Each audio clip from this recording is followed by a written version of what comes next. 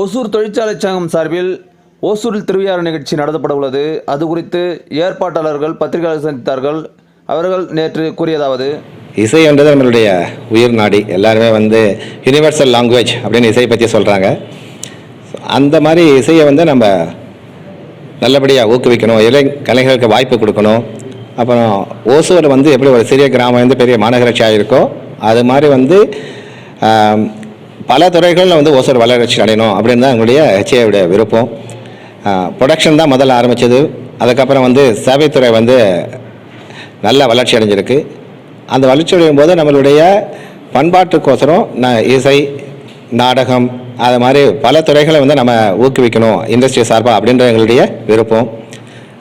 இந்த குறிஞ்சி fine arts, அதுக்கப்புறம் டேலண்ட் ட்ரைப் கன்சல்டிங் சேர்ந்து இந்த முயற்சி எடுத்திருக்காங்க. அவங்களுக்கு எல்லா இண்டஸ்ட்ரியும் நாங்கள் உறுதுணையாக இருக்கோம். நிறையா நாங்கள் பல விதமான உற்சாகம், ஊக்குவிப்பு அதெல்லாம் நம்ம கொடுத்துட்டுருக்கோம். இதனால் ஓசூரில் இருக்க எம்ப்ளாயீஸ், இண்டஸ்ட்ரியல்ஸ் எம்ப்ளாயீஸ் தான் ஓசூரோட பாப்புலேஷன். அவங்களோட குடும்பம் தான் இருக்குது. அவங்களுக்கு ஒரு நல்ல ஒரு வாய்ப்பாக இருக்கும். அவங்களோட திறமைகளை வெளிப்படுத்துறதுக்கு, அவங்கள திறமைகளை இந்தியா உலகம் முழுவதும் கொண்டு போகிறதுக்கு ஒரு சிறந்த வாய்ப்பாக இருக்கும். இது தொடர்ந்து நல்லபடியாக பல வருஷங்கள் நடக்கணும்னு தான் எங்களோட விருப்பம்.